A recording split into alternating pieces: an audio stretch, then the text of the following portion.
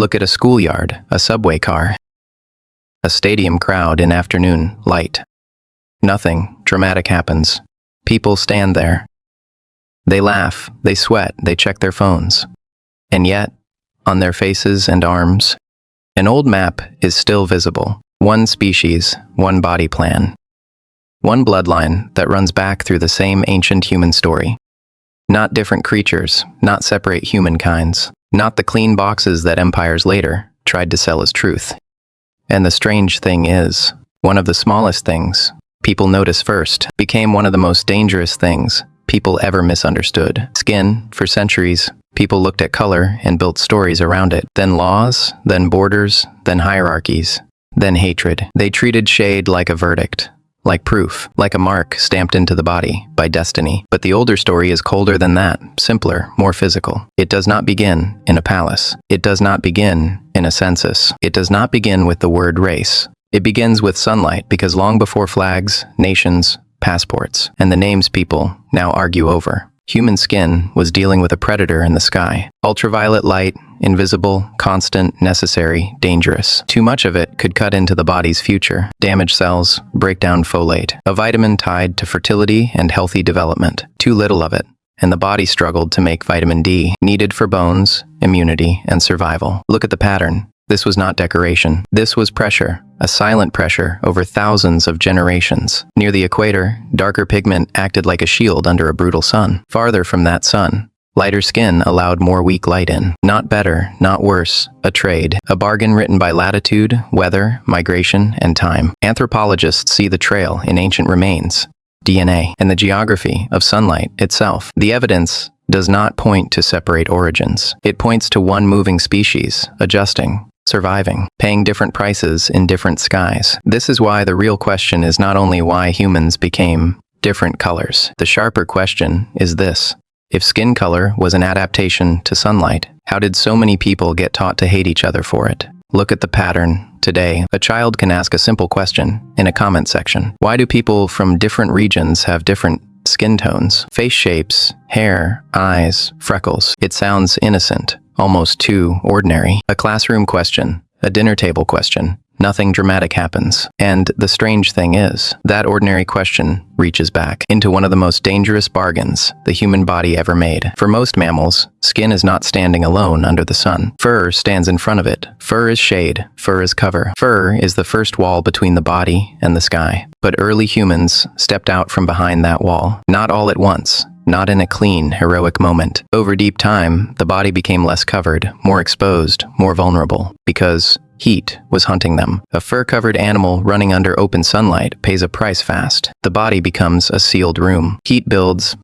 breath hardens, muscles slow, the chase ends. But a mostly hairless animal with sweat on bare skin becomes something strange. Not stronger in the claw, not faster in the sprint, more relentless. It can keep moving while others stop. It can walk through heat, run through heat, follow prey across open land, until the land itself becomes the weapon. This is why the loss of fur was not just a cosmetic change. It was a survival machine. Sweat works best when it can spread and evaporate. Bare skin turns the whole body into a cooling surface. That is the advantage.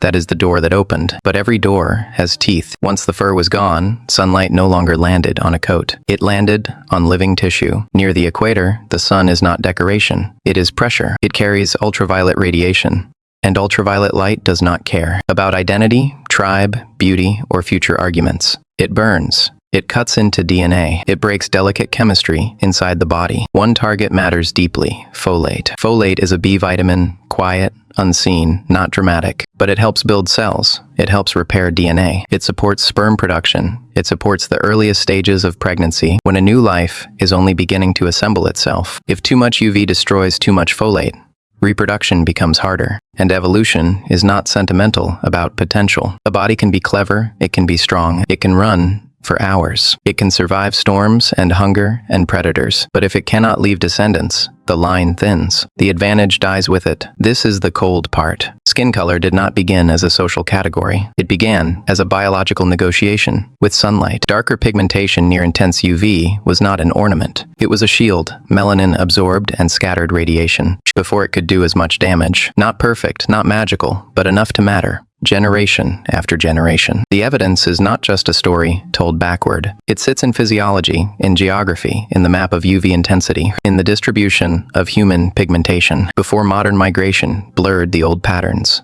It sits in the fossil clues of bodies built for endurance, in the sweat glands, in the loss of dense hair, in the genetic pathways that regulate melanin. Different places placed different demands on the body. The body answered slowly, brutally, without politics. And that is where the modern horror enters. Because the thing that helped human groups survive under different skies later became something people used to rank each other. A shield became a stigma, an adaptation became an insult. A record of sunlight became a weapon in human hands. So the better question is not only why skin colors differ. The sharper question is this: how did a survival strategy, written by the sun, become a reason for humans to hate each other? A child today can ask it in one sentence. Why do people in different regions look different? Nothing dramatic happens. No war drum, no ancient curse. Just a face in a classroom. A hand beside another hand. Skin that is lighter, darker, freckled, copper, brown, black, pale. And the strange thing is, this tiny visible difference has carried more human fear, more arrogance, more invented hierarchy than almost any other feature on the body. But the origin was not hatred, it was sunlight. Look at the pattern. Near the equator, the sun does not negotiate. It presses down for long seasons.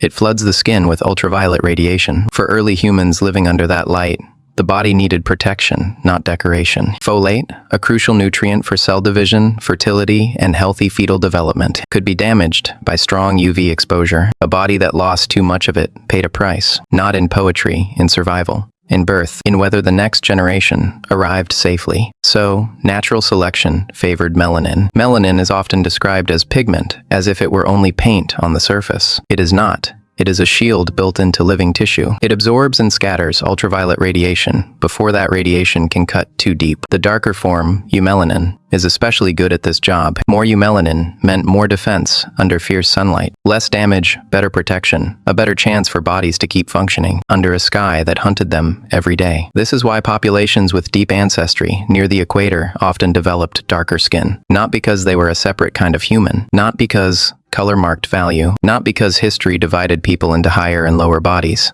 because their ancestors lived where UV was stronger, and the skin adapted to that pressure. Dark skin was not a costume. It was not a social label. It was survival technology. It was the first sunscreen, written by evolution, long before any bottle sat on a pharmacy shelf. Then humans moved, slowly, not in one heroic march, not in a straight line, over tens of thousands of years. Groups of Homo sapiens spread out of Africa. They crossed dry corridors and coastlines. They moved through forests, valleys, mountains, grasslands, cold plains, cloudy islands, and northern skies. The human body entered new light, new seasons, new angles of the sun, and the danger changed. At the equator, the threat had been too much ultraviolet radiation. Farther north and south, the threat could become too little. More specifically, too little UVB. That detail matters. UVB is the part of sunlight the body uses to make vitamin D. And vitamin D is not a luxury. It helps the body absorb calcium. It helps build bones. It supports immune function. It keeps ordinary biological systems running quietly without applause. When there is not enough vitamin D,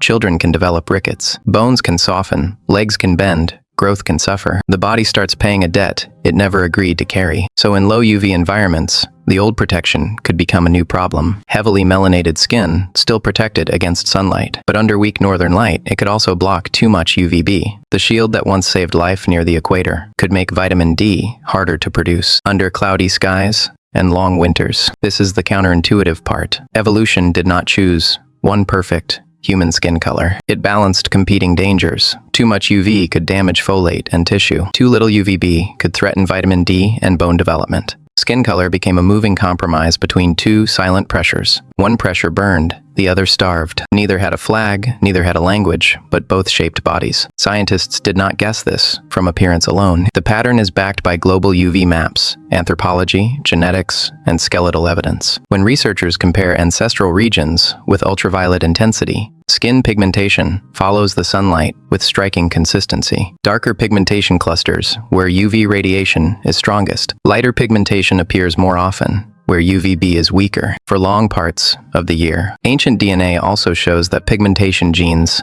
shifted over time as human groups moved and mixed. These changes were not instant. They were not clean. They were layered, uneven, and historical. Because humans were never frozen in place. People migrated, people intermarried, empires moved populations. Trade routes pulled strangers together. Colonization scattered communities across oceans. Modern cities now place bodies from every sunlight history on the same street, under the same office lights, inside the same subway car. A feature shaped by ancient skies is now read through politics, prejudice, beauty standards, and fear. That is the horror of it. Nothing dramatic happens in the moment. Someone looks at skin and thinks they understand a person. Someone sees a face and turns biology into a verdict. A trait shaped by UV radiation becomes a social weapon. A survival adaptation becomes a border. A shield becomes a badge. A human difference born from climate gets twisted into a reason to rank, exclude, or hate. This is why the better question is not only why skin colors differ. The colder question is how a response to sunlight became an excuse for cruelty, because the body did not invent race. The body adapted to environments. Human societies built the stories afterward. They built the categories.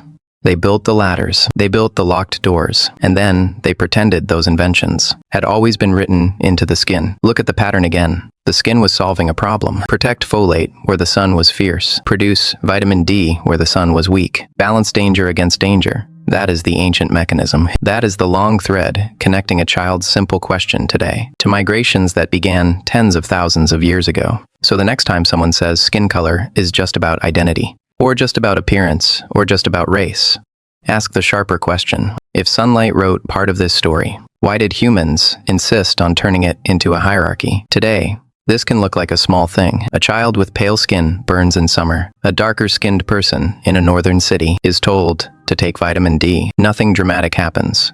No thunder, no visible wound. Just a bottle of supplements on a kitchen counter. Just a doctor looking at a blood test. Just sunlight, or the lack of it, quietly pressing on the body. And the strange thing is, this tiny modern detail is connected to one of the oldest bargains in human history, because when UVB light became scarce, the body faced a different predator. Not the burning sun, not folate destruction, not the tropical blade from the earlier part of the story. This time, the danger was absence. Too little UVB meant too little vitamin D. Too little vitamin D meant calcium was not absorbed well. Bones softened, pelvises could deform. Pregnancy became more dangerous. Children became more fragile. Survival became a narrower road. Look at the pattern. Dark skin was not a mistake. It was armor under strong sunlight. Melanin worked like a shield where the sun had teeth, but in regions where the sky was weak for long months. That same shield could become too expensive. Too much melanin could block the small amount of UVB the body needed. So, in many low UV environments, natural selection favored lighter skin. Less melanin, more UVB entering the skin. More vitamin D, stronger bones. Better odds. This is why the common explanation is wrong. Light skin did not appear because northern lands were cold. Cold does not bleach people. Snow does not rewrite pigment by itself. Sunlight does. More precisely, ultraviolet radiation does. The real map is not a heat map. It is a UV map. Human skin color follows sunlight far better than it follows temperature. And this is where history becomes messy. Not neat, not simple. Not a clean line from dark at the equator to light in the north. Humans moved. Humans mixed. Humans ate differently. Culture changed the pressure on biology. Some Arctic peoples lived far north, under low sunlight, yet did not become extremely pale. Why? Because diet changed the bill. Marine foods, fatty fish, seal, whale, and other vitamin D-rich sources supplied what the weak sun could not. The body did not need the same pigment shift when the table was already paying part of the cost. The evidence is not just a story. It shows up in UV radiation maps, in clinical patterns of rickets, in ancient bones marked by deficiency, in genetic studies tracking pigmentation changes after humans moved into new light environments. Skin color is not a moral category. It is not a ranking. It is an archive, a record of sunlight, migration, diet, survival, and time. So the sharper question is not why humans look different. The sharper question is this: how did a survival map, written by sunlight, become something people learned to hate each other for? Look at the pattern. A person today may stand in a grocery line, on a bus, in a classroom, and notice skin first. Nothing dramatic happens. No border opens. No ancient map appears. Just faces under fluorescent light. Just ordinary bodies in an ordinary day. And still, entire histories begin pressing through that small detail. Because the strange thing is this. Some northern peoples did not become as light-skinned as a simple sunlight map would predict. Not because the rule was false, because the rule had another moving part. Food. For many Arctic and coastal communities, the old diet was not built around fields of grain under a warm sky. It was built around cold water, fish, seals, whales, marine fat, flesh pulled from the sea. These foods carried vitamin D into the body directly. That changed the pressure. If the skin did not have to manufacture as much vitamin D from weak northern sunlight, then it did not need to open itself in exactly the same way. The body was not following a color chart. It was solving an old survival bargain. Not beauty, not rank, not destiny, chemistry. This is why the neat little diagrams fail. They look clean.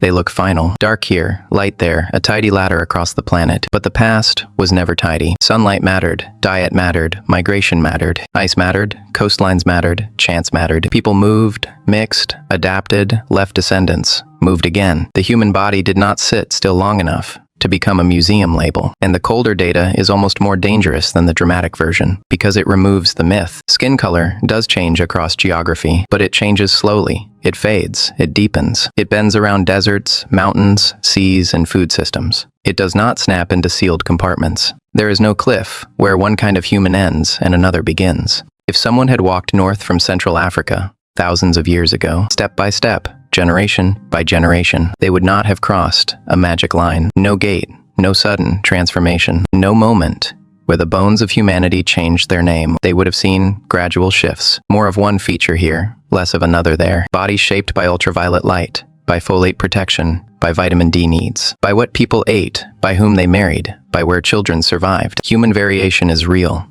That part cannot be denied. But the boxes came later. The boxes were built by culture, then guarded by law, then sharpened by power. Skin became one of the easiest differences to see. So societies turned it into a sign. Then they turned the sign into a ranking. Then they turned the ranking into permission. Permission to exclude. Permission to own. Permission to fear. Permission to hate. Evolution did not write that invoice.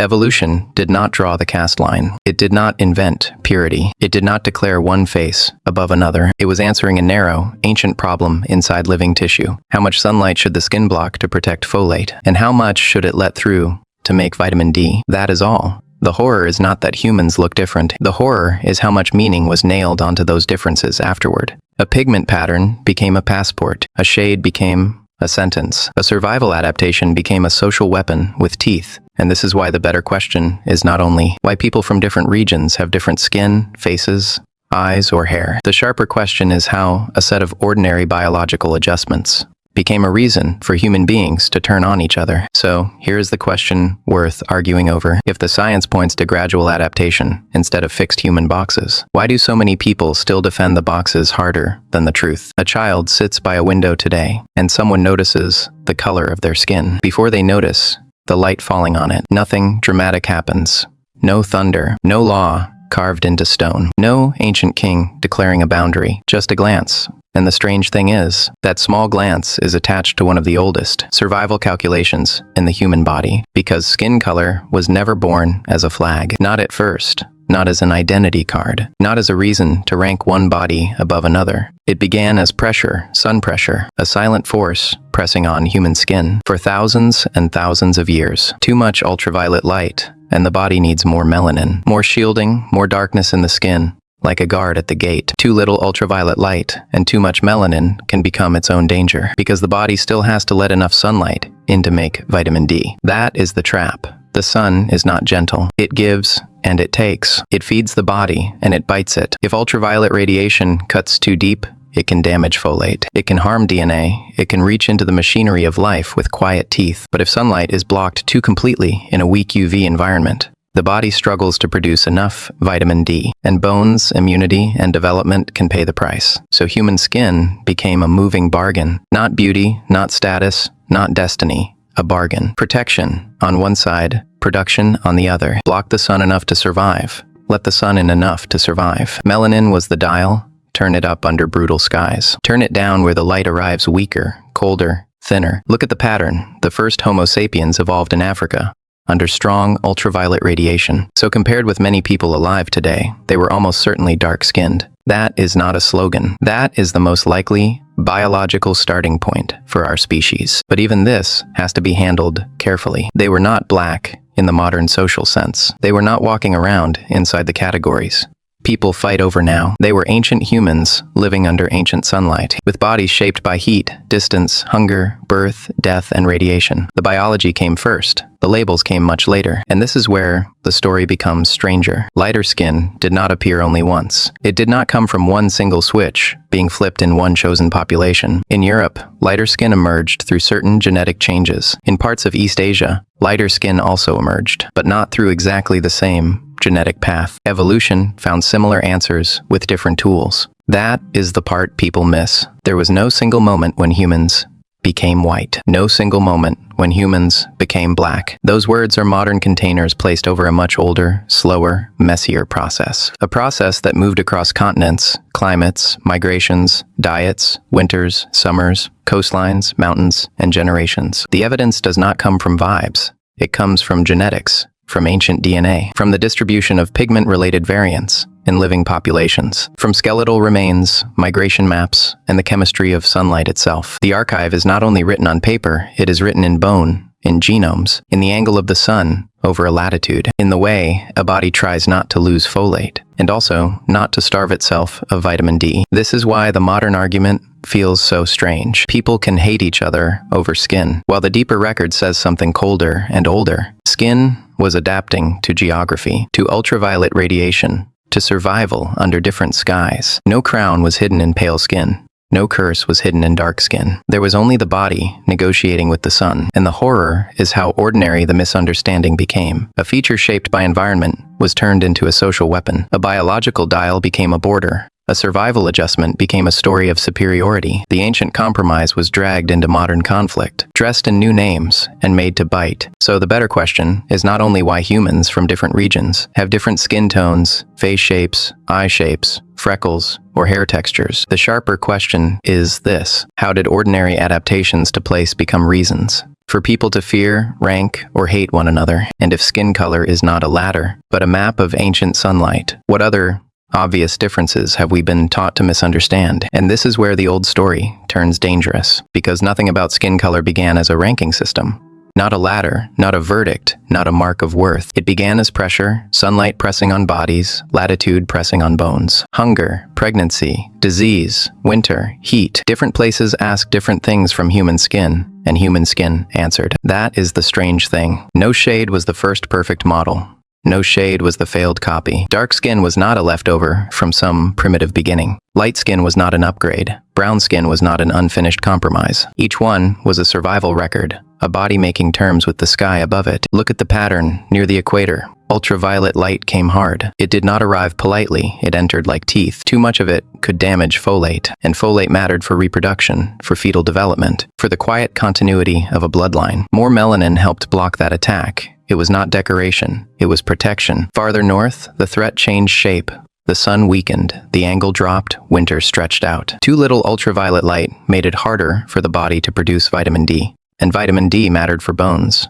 Immunity, pregnancy, survival. In those regions, lighter skin could let more weak sunlight in. Not because it was superior, because the bargain had changed. And then the modern world broke the old bargain. Today, a person can cross what once took generations in a single flight. A body shaped by ancestors under pale northern skies can now live under brutal, tropical sun. A body shaped by ancestors under intense equatorial light can now spend its life beneath gray clouds, glass towers, indoor lighting, and long winters. The skin still carries an old map, but the life is happening under a different sky. That mismatch is new, historically new, almost violently new. For most of human history, bodies moved slowly. Families followed coasts, crossed deserts, climbed into highlands, settled river valleys, survived ice, drought, monsoon, famine. Selection did not work like a sudden command. It worked like silent pressure. One generation, then another, then another. No one saw the mechanism. No one named the adaptation. They were not trying to become an example in a textbook. They were trying to keep children alive. This is why skin feels so personal and yet so ancient. It feels like identity. It feels like family. It feels like home. It feels permanent because you are born into it before you know how to speak. But it is also evidence of movement. It is a document written without ink. It is the shadow of migrations. No one recorded. It is coastline, desert, forest, glacier, and open grassland carried on the body. And the evidence is not just poetic. It is in genetics. It is in archaeology. It is in ancient DNA, pulled from bones. It is in the spread of human populations out of Africa, into Eurasia, across islands, through cold corridors, into high UV zones, and low UV zones again. It is in the fact that skin pigmentation did not change once, in one clean line. It shifted many times, in different populations under different conditions. That is the part people often miss. Human variation is not a set of boxes. It is not a few neat categories with hard walls. It is a gradient, a record of distance, climate, ancestry, and time. The borders people argue over are often newer than the traits themselves. The labels are young, the biology is older, the migrations are older still. And maybe that is the most disturbing contrast. The body remembers sunlight. Society invented hatred. A trait shaped by survival became a symbol people used for conquest, slavery, exclusion, beauty standards, caste, suspicion, and pride. Something that began as adaptation was turned into accusation. Something that helped humans live under different skies was made into a reason to divide them. So the better question is not only why humans have different skin colors. The colder question is this: how did a survival map become something people were taught to fear, worship, or hate? And if skin is only one chapter of that ancient map, what other parts of the human face are we misreading right now? Look at the small thing that still happens today. A child notices a different shade of skin. A stranger reads a face too quickly. A classroom turns biology into a quiet border. Nothing dramatic happens. No alarm sounds. No blade is raised. And the strange thing is, this is where the old danger begins, because the source was never superiority. Not rank, not purity, not separate kinds of human beings. The source was sunlight. One species left one ancient home and walked into many skies. Some places burned with ultraviolet force. Some places gave too little light for the body to make what it needed. Evolution had to answer two opposite demands at once. Keep the sun from biting too deep. Let enough of the sun enter to keep life moving. That is what skin color carries. Not a verdict, not a wall, not a receipt proving who belongs where. It is a living archive. Genes, fossils, migration paths, and ancient DNA all point back to the same colder truth. Human difference is not evidence of human separation. It is evidence of human survival under pressure. Every shade is a record of weather. Every color is a map. Every body is walking through the present with old sunlight written into it. This is why the better question is not why people look different. The sharper question is how anyone learned to hate another person for the story that helped their ancestors survive. If you want more buried human history like this, stay with it and tell me this: which feature should be traced next? Eyes, hair, freckles, or face shape?